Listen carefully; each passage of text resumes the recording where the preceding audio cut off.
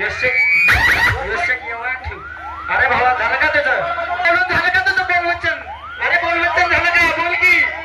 अरे बोल की पहिले. बाप बापच असणार. ये ध्यान में रख. बाप बाप होता है, बेटा बेटा होता है. अरे बाप के साथ कभी नहीं पंगा लेने का. ये ध्यान में रख. ये क्या? अरे कुत्तों की आदत है भौंकना. अरे हमारी आदत है उनसे फेंकना.